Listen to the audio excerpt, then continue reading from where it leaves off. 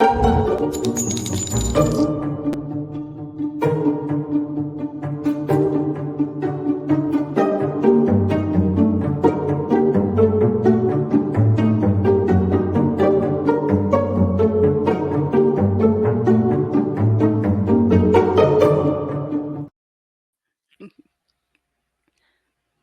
everybody. Welcome to the True Crime Squad.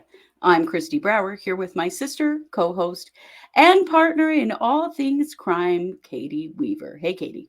Hello. How's it going? It's going good. Yeah, you seem a little more sober than last night's show. Saying. For sure I am. Right after that show, Scott called. He was on his way home from umpiring. He was like, what's up with you? I was like, I am trashed. And he goes, dear God, tell me you didn't do a podcast like that. And I said, so I did. And it was But great. it was supposed to be that way. It's like, I don't know. He's like, I'm worried. I'm concerned about this. He goes, I don't know. And then today I'm like, take a look at the comments, man. Peep the comments. We also, did well. Who asked you, bud? You don't know. Oh, really now? Well, he said, I don't know what you'll say. I went, oh, we all know what you'll say now. I said things. Yeah. You said things. I'm definitely more sober tonight, just drinking water.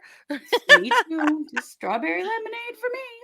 So if you don't know what we're talking about, please be sure to check out the episode we released last night. It is our very first True Crime Squad Presents Drunkumentary. It is on the Shiny Happy People Duggar Secrets documentary that will, in fact, curl your hair. So we had a great time. We did. We're going to be doing those regularly now as one of our episodes. We had a good time. You're going to laugh real hard if you haven't seen it yet. I am proud of the way it turned out. I am too. I'm happy with it. And everybody wants us to do these live so that people can participate with us. And I think probably after last night's trial run, I think we can do it. I think so too. That went the way we anticipated it would. So it did. I'm on board. Why not? Oh, they probably won't be like, they won't be regularly scheduled. They'll just be more of a pop-up. But yeah, when they arrive, you'll see us. You'll see it in our schedule when you're on YouTube or on Facebook. You'll see it. Yeah. So, other than that, we have a completely different episode for you tonight. Oh, we really do. Yeah. Oh, you guys. Oh, so goddamn mad I can hardly stand it. But we'll get there. We'll get there. But first, Katie has a little WTF news for us. I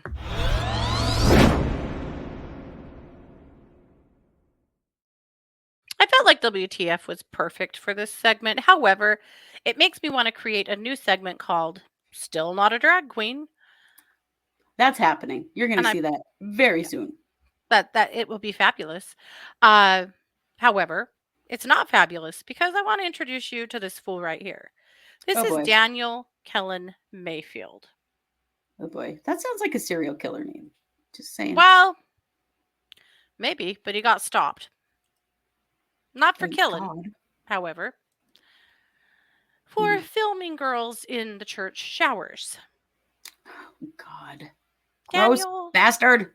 Was a youth pastor in South Carolina, and he has been arrested and charged because he videotaped at least 6 different women and girls while they showered, some as young as 14 years old.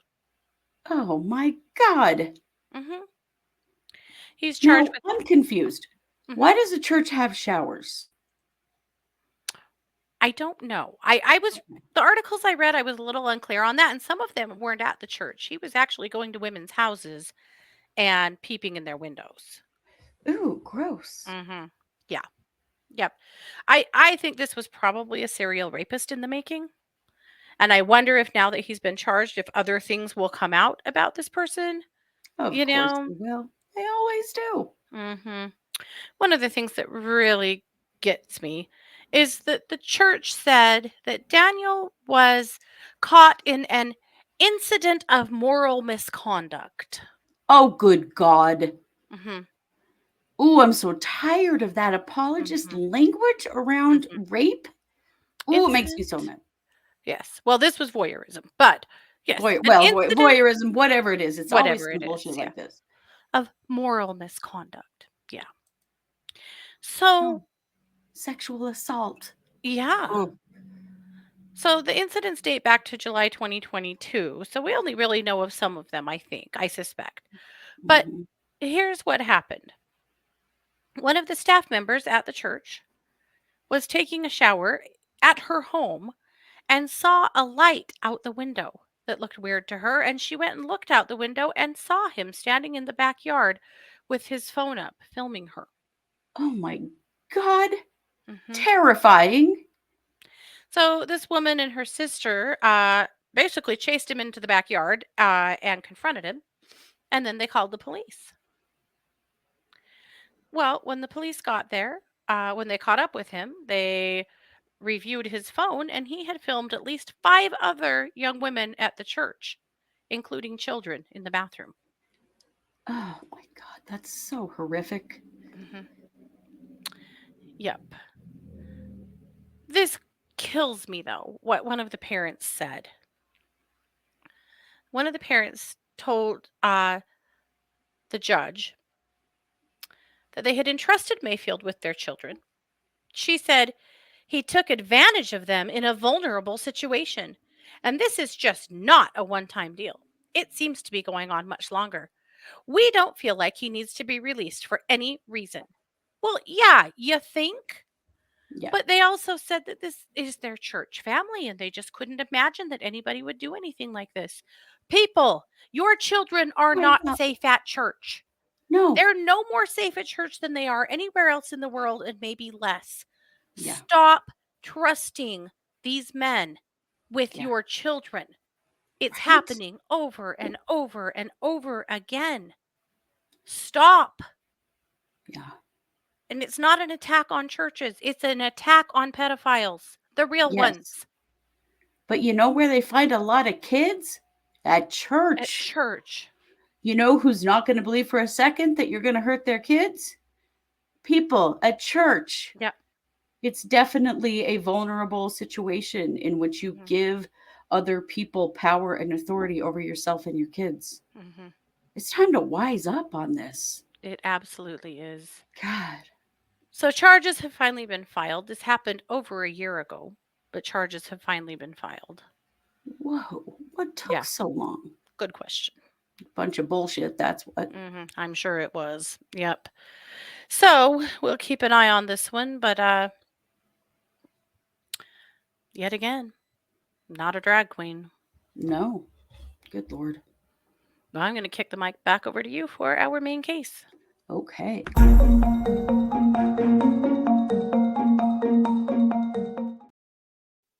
Okay, squad. We got to talk about Natalia Grace. Right? This is little Mhm. Natalia Grace. You probably all know this story, Or you think but you if do. you don't, or you think you do, but you probably don't,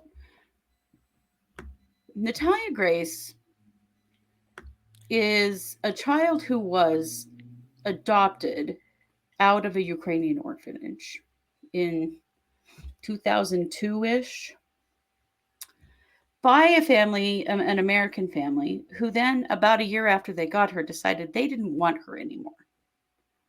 This is a really disgusting thing that is happening in adoptions all over the place because it turns out Mhm. adopting children is a lot of work. Mhm.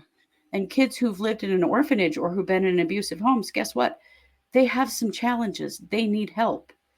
It's not going to be you just run in and save them, you know? This white savior complex just, oh, it aggravates me so Mhm. much. Anyway, so what happens with Natalia Grace is that this adoption agency is sort of getting some help from the Little People of America organization because Natalia Grace has a very rare form of dwarfism. I am not going to try to pronounce it because I am definitely going to get it wrong. It's a very long word, but there's only like 3,400 people in the US with it. Like it's rare. Mhm. So when the original family doesn't want her anymore, the adoption agency starts shopping for new parents. This is so dangerous and scary to Mhm. be doing. And we find out that a couple of different families where the parents are little people were approached. Mhm. And then this felt real dicey and they pulled out because the family, the original adoptive family, they wanted money to adopt her. What? They wanted the new family to pay all the medical bills that they had already paid for her. They were Oh my basically god. selling her. They wanted, well, not, in a way, they wanted money. They wanted payment for her. So two different, No, one woman, when two different when they couples who are little adopted people. her, did they know she was a little person? Yes. They did. So her mother was pressured into putting her into an orphanage when she was born with this form of dwarfism and Mm. told not to ruin her life and she could have other children. And so this child was just thrown into the system with Oh, a really significant disability yeah. and a very vulnerable person. So two different couples who were little people said no because they met her, they met the mother. It was all real sketchy. She acted like there'd been abuse and then they wanted money and it just none of it felt right. And so they said no. Mm. So enter Michael and Christine Barnett, two American dumbasses. So the way that Michael Barnett says this is that they were doing extremely well. They had three sons and they were making really, really good money. They just moved into this fancy house. They had all these nice cars and all this money. And they decided, we're just doing so well. What we should do is just adopt a child. This is a terrible reason to adopt a child, okay? This is total ego. It is Mhm. white savior bullshit. And Mhm. how often have we seen it? Mhm. As an adoptive parent, this kind of stuff makes me sick. So the Barnetts, and it's not that like they couldn't have children. It was, we are so rich and white. Why don't we just, Mhm. share the wealth with someone who, they clearly expected would just be extremely appreciative of them, Right. which we're going to get to that. So they had a situation where they were maybe going to adopt a baby in Haiti. And then some things happened in Haiti and that fell through. And they get this phone call from this adoption agency. And they're offered Natalia Grace, who was 6 years old. Mm. But it's real sketchy. They have 24 hours to make a decision. Whoa. Yeah. And so, being the frankly idiots that they were, they said okay and jumped right in and adopted her. Mm. What was happening? If you adopt a child in the US, they are your responsibility. And if you turn them over to the system, child protection, give them away, you will be charged with Right. abandonment because that is Sure. your child, legally your child. Right. So the adoption agency is trying to help them just real quick pass her on over to somebody else to avoid being charged with child abandonment. And don't think that this is the only time that this has happened because this is a rampant and Mhm. disgusting problem in this country. Mhm. So that's why all the rush and that's why all the cloak and dagger shit because they want to do this under the table real quick before any, public agency figures out what they're doing. Mhm. So the Barnetts take Natalia. Mhm. And, Natalia, she's got some problems. Of Well, course she does. by her birth mother into an orphanage, adopted into a family who only kept her for a year, and then threw her away to someone else.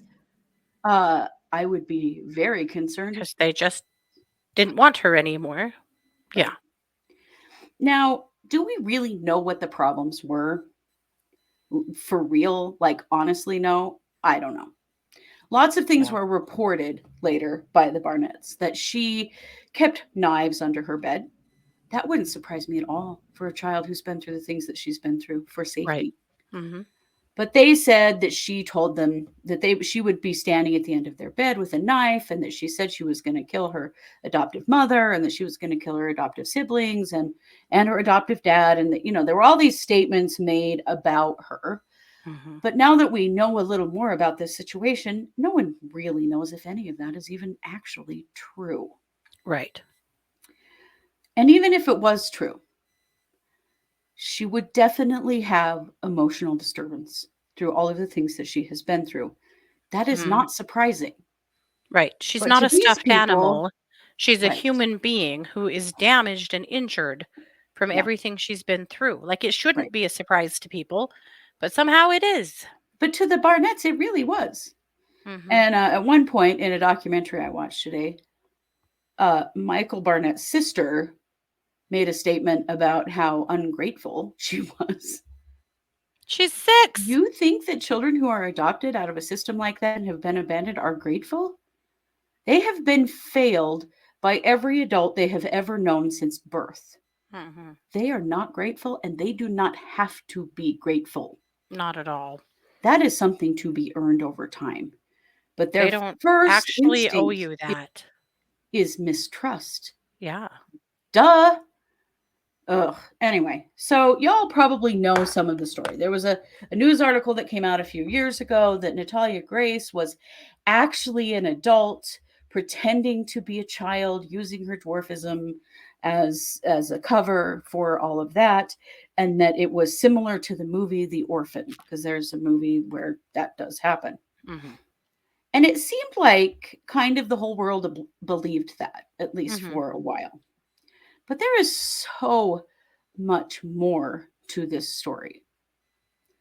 So, after the Barnetts adopted her, and they have reported things like, and I don't know if any of these things are true, because this is coming from two very difficult human beings. Mm-hmm. That at 6, Natalia Grace had pubic hair, and that not long after that, she started her period. And everyone said that she has to be much older than what she said. There's no way physically that can be true. Now, you got to remember, she has a really significant genetic condition. Right. We don't know for sure if that could happen for her or not, or if Mm-hmm. those stories are even true. Because Right. the Barnetts tell a lot of cover your ass kind of stories. Mm-hmm. So, over time, the Barnetts report that they're just absolutely terrified of her and they think she's trying to kill them. And so they take her to a doctor who says she's a sociopath and that there's nothing they can do for her, and they send her home. And then there's another incident that they get really scared because they swear that just they swear that she put poison in her adoptive mother's drink, that it was a cleaning product poured into her drink. Now, would a child know that that would kill someone? Did the child even do that? We don't know. We don't know. Also, do we diagnose 6-year-olds as sociopaths? No, No. you don't. You Never. sure don't. So then there's this story that Natalia Grace tries to drag her stepmother into an electric fence to kill her.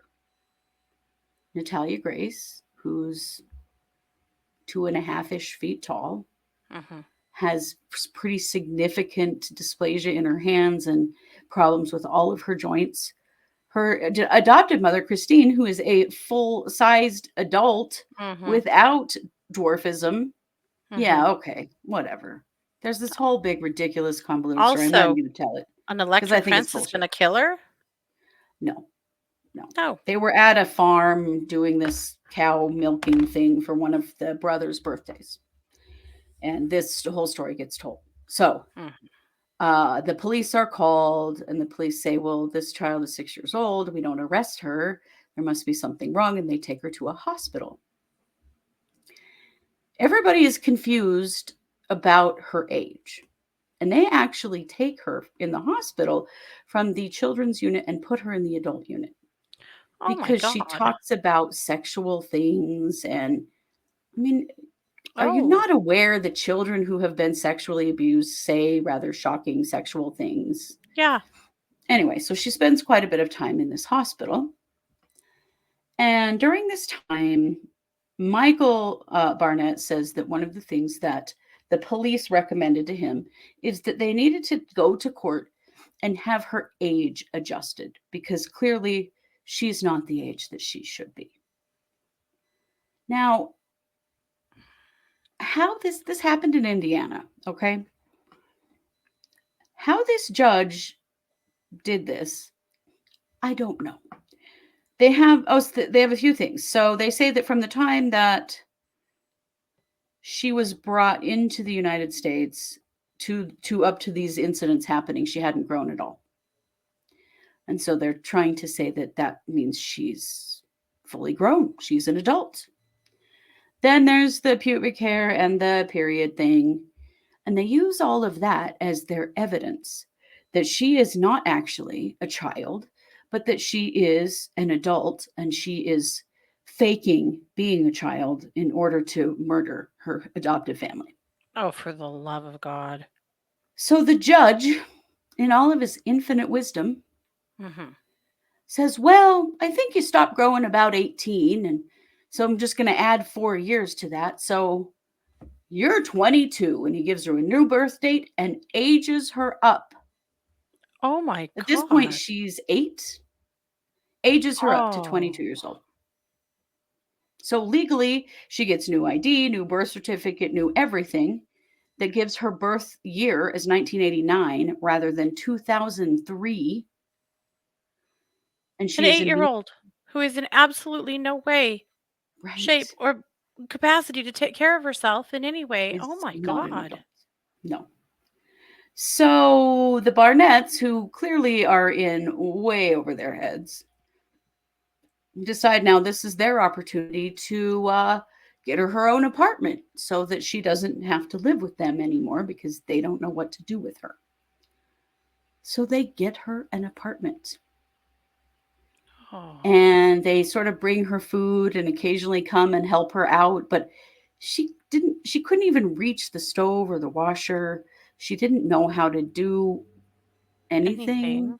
Sure. So she's living in this apartment and she becomes quite a menace to her neighborhood because she doesn't know what is she's 8 years old. What the hell is she Right. supposed to be doing, you know? And certainly has some disturbances.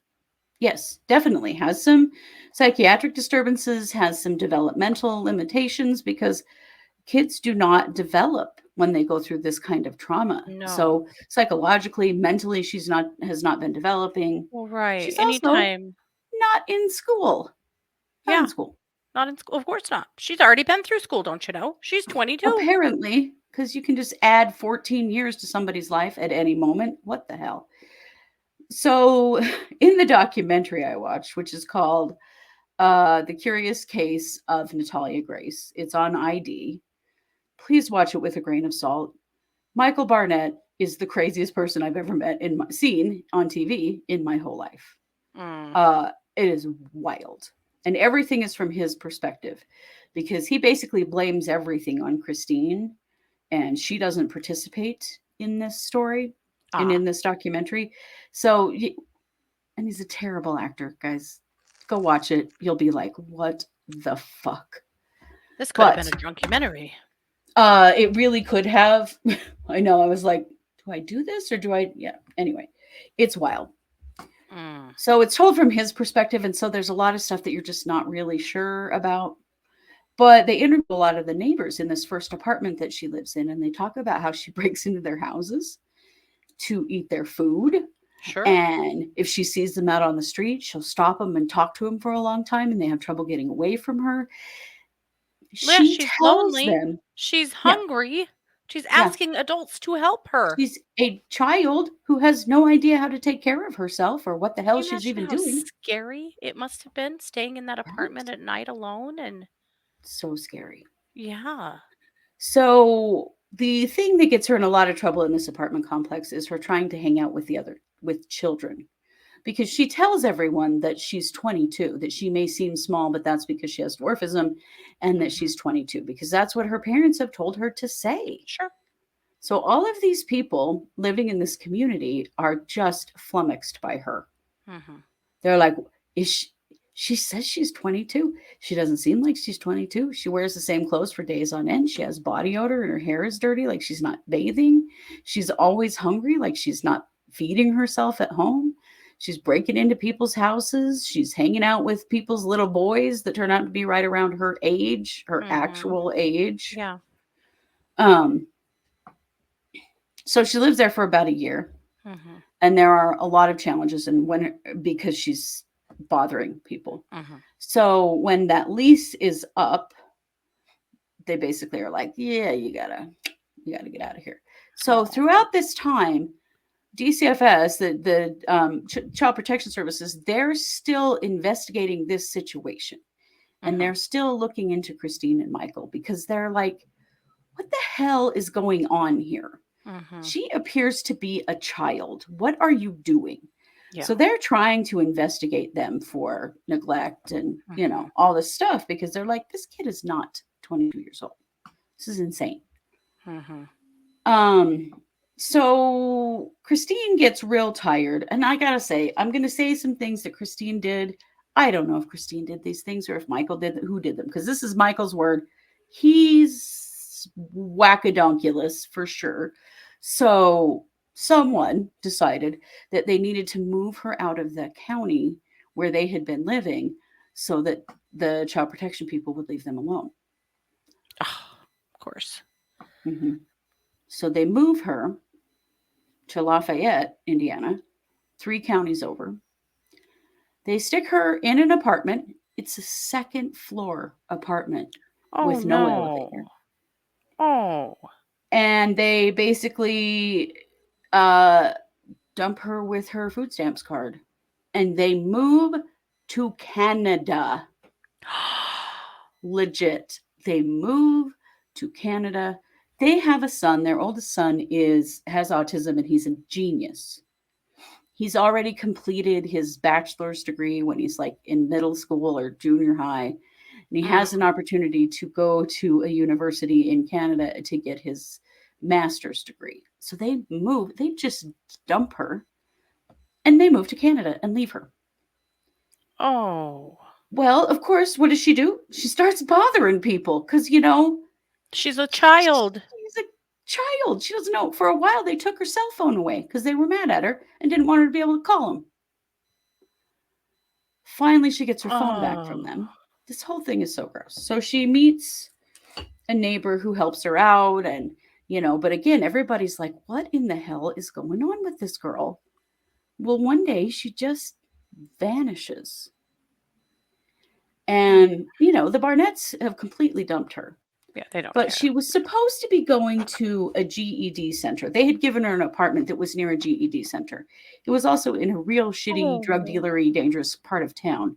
How But she was nice of supposedly, them. Was she grateful yeah, enough? clearly not. But I don't think she has to be grateful to these idiots for Yeah. anything. So she's supposed to be going to this GED center working on getting her GED because, she's 22. No, Hmm. she's not. And at this point, she was probably 9 9 or 10 is and where really she's had probably at this never time. really been to school. Never really consistently went to school. No. Yeah. So I think the GED center might have figured out that she was not 22. Mhm. But anyway, the GED center calls the Barnetts and says, have you heard from Natalia? We haven't seen her in days. We can't get a hold of her. We're really worried about her. What's going on? Well, of course, they don't fucking know because they don't pay any attention to her at all. But they're They've in moved another out of the country. country. Oh. So, Michael Barnett said, oh, they tried everything to try to find her. Yeah, okay. Yeah, sure, whatever. Sure, Jan. I'm And just sure then that's true. the GED center calls back and says, it's okay, we found her. And they found her living with this couple because this couple recognized that she's an actual child living Mhm. alone, and they took her in. Oh, And they basically became her family. sure. And there's been a lot of ignorant accusations against them that they wanted her food stamps or her social security or whatever. But she lived with them clear up until she was an actual adult. Well, And they so just the have, only responsible adults in the room? Okay. yeah. Yeah. They even tried to take legal guardianship of her, but they couldn't because, she was already an adult. Air quotes. Insane. So she's okay, fortunately, because this is one damn resilient girl. Well, it's a miracle she's alive. An Isn't absolute it? It's an miracle. absolute miracle Yeah. that she's alive. Yeah. So, Christine immediately calls these people up and tells them all this ignorant shit about Natalia and says terrible things to Natalia about you know, she says you need to know she's dangerous and she shouldn't be around your children and she's a psychopath and she's going to kill you and your kids and blah blah blah, all the stuff that they'd accused her of in their home. Mm-hmm. And Cynthia was like, click, and just didn't talk to them anymore. Mm-hmm. Thank God, because Yeah. so anyway, Natalia's okay. People are raising her and taking care of her at Mm-hmm. this point. Well, throughout all of this, police are still pretty flummoxed by this whole situation. I mean, they Mm-hmm. really want to see Michael and Christine get some comeuppance here, right? So Michael and Christine divorce in 2014, and he comes back to Indiana. And this police officer starts talking to him, and Michael is an idiot and sings like a songbird about everything that they've done and blames all of it on his wife, his ex-wife, and about how she's Mm-hmm. so abusive. And they make all of these allegations that I have no idea if they are true or not, alleging all kinds of physical abuse on Christine's part and all this stuff. And, the whole time that Michael is telling the police these stories, he's the adopted father in this Mm-hmm. situation who is present for all of this terrible stuff. Right. Kind of like, well, You're where were just as you, culpable jackass? there, Michael. Yeah. Yeah. So in 2019, I think, they actually charge Michael and Christine with abandonment and some child abuse charges. Because they're like, we cannot let these people just get away with this shit, right? Right. Well, Michael's case went to court last year. Mm-hmm. He was found not guilty on one charge, and all of the other charges were dropped. Because legally, she was an adult when all of these things supposedly happened. And so just in April of this year, Mm-hmm. all of the charges were dropped against Christine, and she never even went to trial. My God. So ID has just done a big documentary on this, and there's another one coming out from Natalia's perspective that's coming out in a couple of months. They met with Natalia's birth mother in the Ukraine. They found her. They did a DNA test to prove that she is, in fact, her mother. Mm-hmm. And then kind of got the story of what happened with Natalia. Mm-hmm. And she says that Natalia was born in 2003 and she has her Ukrainian birth certificate. Like, it's all lining up that this kid is not an adult who tricked the Barnetts into adopting her so she could murder them. She was a terribly abused and neglected child with a debilitating disability who has been treated like absolute shit by all these Americans who were supposed Mm-hmm. to have been there for her. Mm-hmm. The first family and the second. Oh my God. Yeah. Horrific. So, absolute trash. Yeah. It just makes me sick. But I don't think for one second that Natalia Grace is like the orphan. No, I don't. No. This is Natalia now. So she's 20 this year. Mm-hmm. And she does, we'll see another documentary come out, her sharing her side of the story and what happened and what she remembers. Mm-hmm. And it may be that there's not a lot that she remembers because she's been a terribly traumatized child. But I got to tell you, I don't believe the Barnetts for 1 second that No. any of that shit really went down in a way that was dangerous to them. No. Do I think that Natalia was a really troubled, damaged, traumatized little girl? Of course she Yeah. was. How could she not be? But are the Barnetts the victims in this situation? No, they are fucking not. No. But They are whatever trash. doctor deemed a 6-year-old a sociopath should have some answering to do, Should if that even definitely. happened. But also, whatever judge just made that decision, how could they have not approved dentally how old she was? Right. At Well, 8 and years they old, have she gone should back have in still the been losing documentary. teeth. Right. Well, and in the documentary, they go back and talk to her pediatrician who says he has x-rays that show that her growth plates were still open when Mhm, she was his patient, that she was most definitely not an adult and not mhm. fully grown. And maybe she hadn't grown because of a tremendous amount of stress and neglect and abuse and maybe Mhm. malnutrition, because I got to tell you, no one has treated her decently at all until the family that took her in when Yeah. the Barnetts completely abandoned her and moved to Canada. So I'll talk about Unbelievable. this again after her side of things comes out because I'm Yeah. very curious to hear what she has to Oh, say. that's going to But be I think, heartbreaking.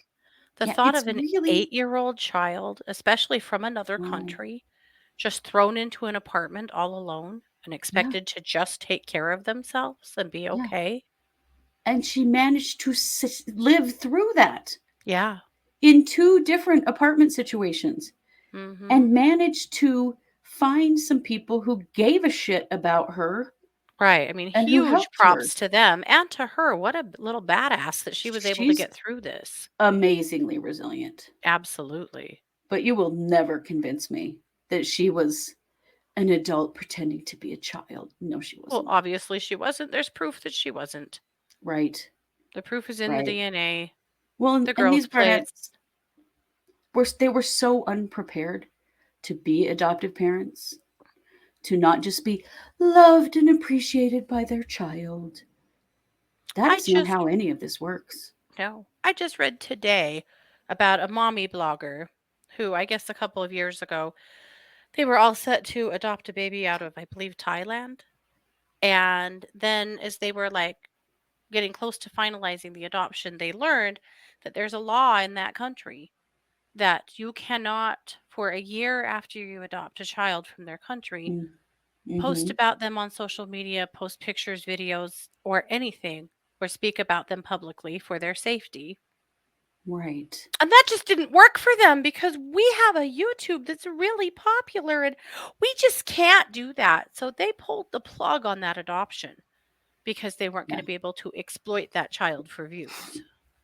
Yeah, adoptions for likes. That's Yep. bullshit.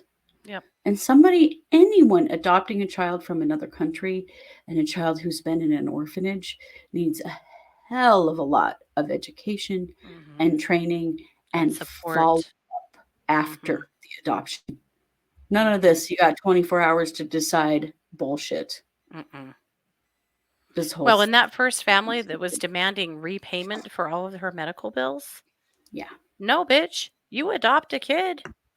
You they are your agreed to that. And they knew right, she was a little person. They knew that she had this disability. right. Oh, that I'm just horrified and disgusted. Yeah. This story makes me so goddamn mad I can hardly see straight. Yeah. But go watch the documentary. Please let me know what you think of Michael Barnett because that dude needs meds. That's all I'm Mhm. saying. There's some issues there. So he, of course, throws his ex-wife completely under the bus, and everything was her, and none of it was him, and blah blah blah. Which no way in hell that's true. No way in hell at all. But she's just not speaking at all and has an Mhm. attorney. And I'm like, that's the smart thing to do in this situation, not the get on TV and act like a lunatic Mhm. instead, because he did. Mm. Wild. But it's sad because the Barnetts are never going to face any repercussions for No. what they've done to this poor kid. Mhm. Not Wow. cool. No. Well, Katie, I know that you're going to finish this up with some weird crime time. Hmm.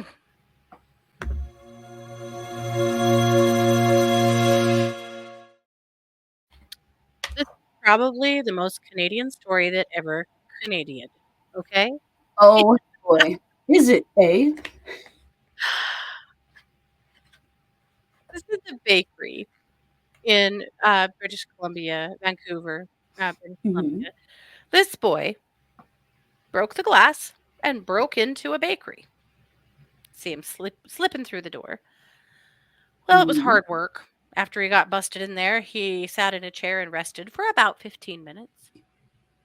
Then he went into the back and gathered up cleaning supplies and cleaned up his mess from breaking the glass. Cleaned it all up. What? Then he took the cell phone that was there charging, that is the bakery's phone, and took a whole bunch of selfies of himself in these big orange sunglasses. What? Hung out a little bit longer,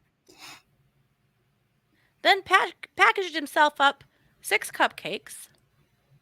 They were I believe, the chocolate cupcakes with champagne frosting, something like that. Champagne something. Good taste. Yep.